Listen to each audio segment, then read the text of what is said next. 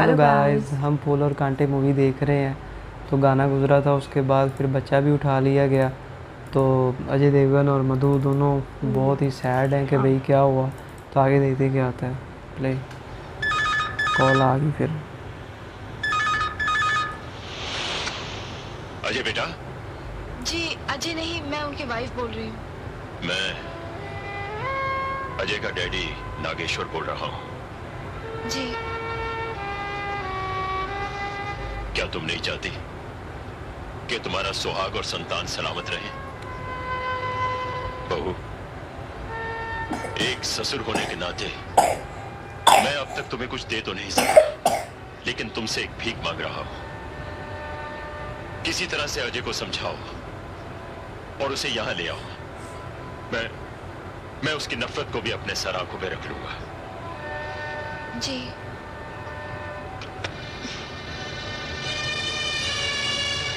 वो कह रहे हैं हम उनके पास चले जाएं। इसका जवाब मैंने उन्हें दे दिया है। अजय, क्या लगता है तुम्हें, वो इंस्पेक्टर जो हमारे घर आकर हमें दिलासा देने के बदले सेब खाता रहा, वो गोपाल को ढूंढ निकालेगा? और ना ही हम गुंडों तक पहुंच सकते हैं, हमें गोपाल कैसे मिलेगा? मेरी बात मान लो अजय, हम उनके पास चलते हैं। नहीं, ये हरगिज नहीं हो सकता। तुम नागेश्वर के बेटे बनकर सोचोगे तो ऐसा सचमुच हरगिज नहीं हो सकता, लेकिन गोपाल के बाप बनकर सोचो तो शायद। उसके सामने मैं घुटने नहीं टेक सकता। अजय, अगर तुम अपनी जिद पर अड़े रहे तो तुम में और तुम्हारे डैडी में कोई फर्क नहीं रह जाएगा। पूजा, बल्कि तुम तो उनसे और नीचे गिर जाओगे। वो इसलिए अजय कि उन्होंने तो किसी चीज की मोहब्बत में अपने बेटे का ख्याल नहीं रखा, लेकिन तुम तो अपनी नफरत के लिए अपने बेटे की बलि मत चढ़ाओ। मैं नागेश्वर के बेटे से ये नहीं कहती कि उनसे नफरत करना छोड़ दे, उनके सामने घुटने टेक दे। मैं क्यों चाहूंगी कि मेरा सुहाग जुल्म के आगे झुक जाए? मैं तो गोपाल के बाप से प्रार्थना कर रही हूँ कि वो मेरे साथ चले। जब गोपाल मिल जाएगा तो हम वापस चले आएंगे। हाँ अजय।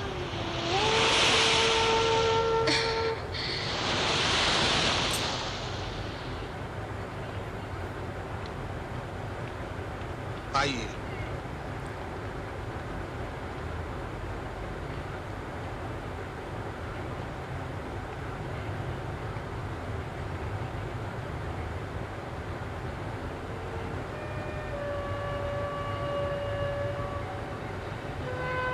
बहू,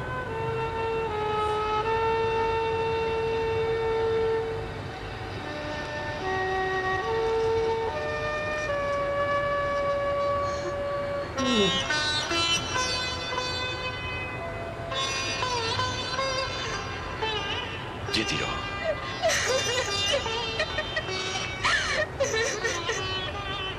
घबराओ मत। जिसने भी मेरे पोते को किडनैप किया है, मैं उसे बहुत जल्द ढूंढ निकालूंगा।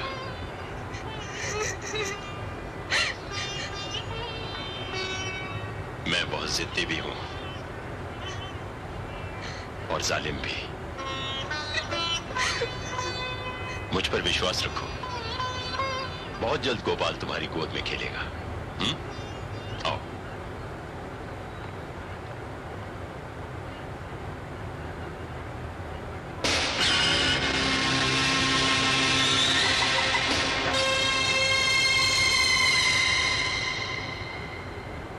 आप सबको शायद ये नहीं मालूम कि मेरा एक बेटा है और उसका भी एक बेटा है जिसे किसी ने किडनैप कर लिया है। और ये काम हम जैसे ही लोगों का है। याद रखो, अगर मेरा पोता मुझे नहीं मिला तो किसी के घर में कोई बच्चा जिंदा नहीं रहेगा। अगर मेरा नहीं तो किसी का नहीं। That's all.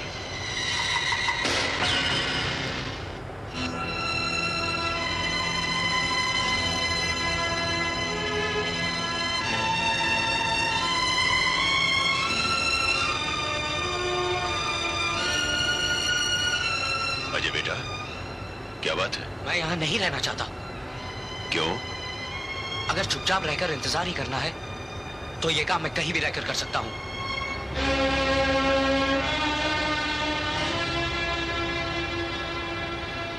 तुम कहीं भी रह सकते हो, मगर यहां नहीं। हाँ। क्यों? आपकी हर क्यों का जवाब मुझे बचपन में ले जाता है। मेरी मां की मरने की उम्र नहीं थी जब वो मरी। मुझे लगता है जैसे यहाँ की एक एक ईंट ने मेरी मां की एक एक सांस को चुरा लिया हो। बोलिए, बोलिए, क्या ये गलत है कि इन्हीं चीजों को पाने के लिए आपने मेरी मां को तड़पता हुआ छोड़ दिया था? इसीलिए मुझे यहाँ की दरो दीवार से नफरत है, नफरत। अजय, मुझे भी इन चीजों से बहुत नफरत है, क्योंकि इन्हें पाने की हवस में मैंने बहुत कुछ खो दिया है। शायद तुमसे भी ज्यादा खो दिया है। शायद तुमसे भी ज्यादा कंगाल हूं मैं। ये सब बनावटी बातें हैं। अगर आपको सचमुच इनसे नफरत होती तो आप ये जगह, ये जिंदगी कब के छोड़ चुके होते। ये 2 नंबर की जिंदगी दूर से तो खूबसूरत नजर आई थी, उस कमल के फूल की तरह जो दलदल में खिलता है।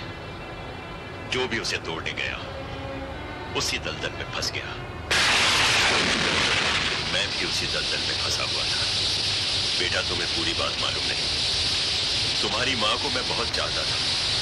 उसकी मौत का जिम्मेदार मैं नहीं, बल्कि वो मनहूस हालात थे जिनमें मैं जकड़ा हुआ था। उस तूफानी रात में जब मैं डॉक्टर को लाने के लिए सड़क पर टैक्सी ढूंढ रहा था,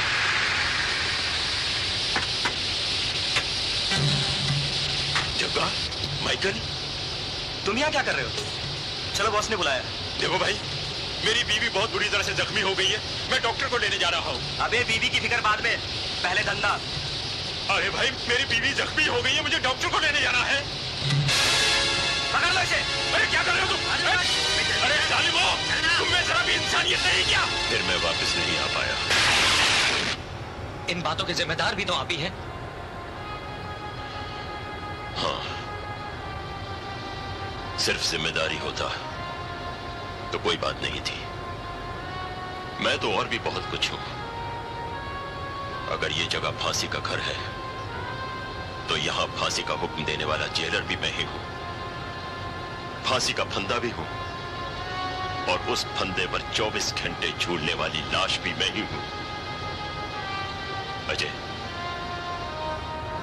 नागेश्वर के बेटे के नाते ना सही, गोपाल के बाप के नाते कुछ दिन और यहां ठहर जाओ। गोपाल के मिलते ही यहां से चले जाना, और गोपाल बहुत जल्द मिल जाएगा, इसलिए कि मुजरिम मेरी नजर में आ चुका है। इस शहर का एक ही ऐसा डॉन है जो आज की मीटिंग में नहीं आया, और उसका नाम है शंकरा।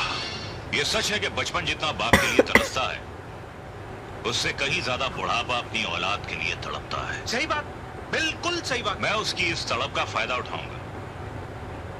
हवाई फायर तो बहुत हो गए, अब तो जमीन की जंग शुरू होगी।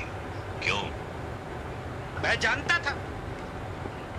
था कि सुअर के पिल्ले का अजय के साथ जरूर कोई रिश्ता है। तो पहले बताना चाहिए था ना। तुम जैसे नेता देश को बर्बाद करने के तो बहुत प्लान बनाते हैं, लेकिन नागेश्वर को बर्बाद करने का एक भी पॉइंट नहीं दिया तुमने।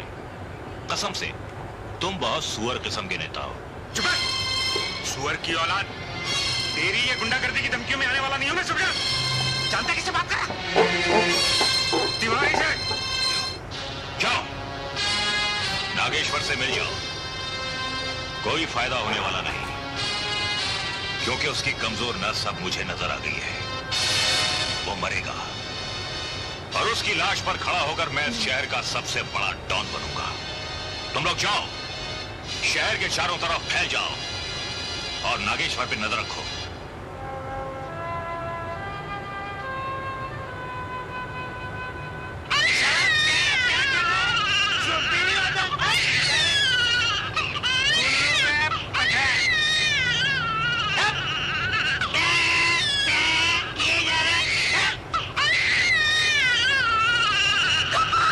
पूजा, क्या हुआ पूजा? अजय, मेरे गोपाल को ले आओ अजय। मैं उसके बगैर नहीं रह सकती, नहीं रह सकती। मेरे इस शहर का एक ही ऐसा डॉन है जो आज की मीटिंग में नहीं आया, और उसका नाम है शंकरा। गोपाल को ढूंढने।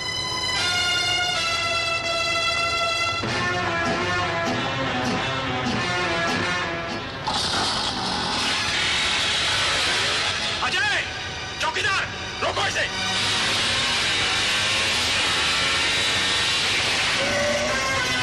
नहीं रोक सकता।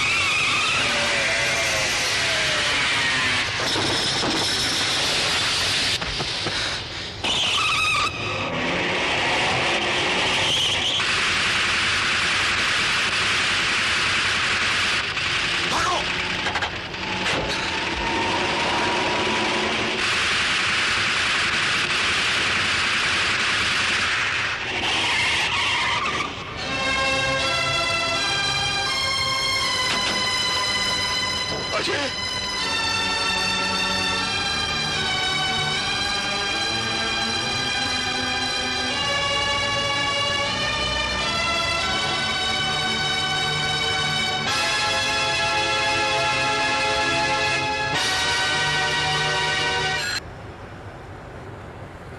लो जी। ये उसका वैसे आइडिया कितना सही लगा कि शंकरा है जो एक ही बंदा नहीं आया, तो वही मुझे लगता है, और इसका नाम शंकरा ही है, और ये जो इसके साथ मिला हुआ है हाँ रॉकी का फादर, हाँ तो यही इन्होंने प्लान बनाया होगा, इन्होंने ही ऐसे किया होगा। हाँ। तो आप बताओ।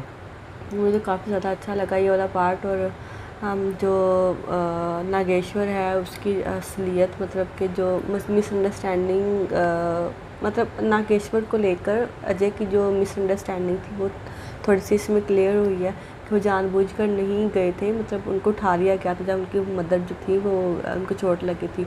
और बाकी जो जो अजय की वाइफ है वो जिस तरीके से अपने ससुर को मिली, उनका आशीर्वाद लिया, मुझे वो बहुत ज़्यादा अच्छा लगा। रिस्पेक्टेड वे में उनको मिली और फिर उनको गले लग के रोई कि मैं बहुत परेशान हूँ, और उन्होंने उनको दिलासा भी दिया कि सब ठीक हो जाएगा। तो काफ़ी अच्छा पार्ट था ये वाला। आई होप सो कि अब मतलब जो भी था बस गुजर गया, लेकिन अब आगे मैं ये चाहती हूँ कि नागेश्वर और अजय जो है वो आपस में सुलह कर लें और दोनों एक हो जाएं। बाकी तो बातें भी चलती रहती हैं। तो अच्छा था ये वाला पार्ट। हाँ जी, आपको कैसा लगा ज़रूर बताएं। और बाकी इसमें रज़ा मुराद जी, इनकी एंट्री होगी हुई है पिछले पार्ट से ही, तो ये भी काफ़ी अच्छा परफॉर्म कर रहे हैं। तो देखते हैं आगे क्या करते हैं। आपको अच्छा लाइक करें, फिर मिलते हैं। मेरी इजाज़त, बाय।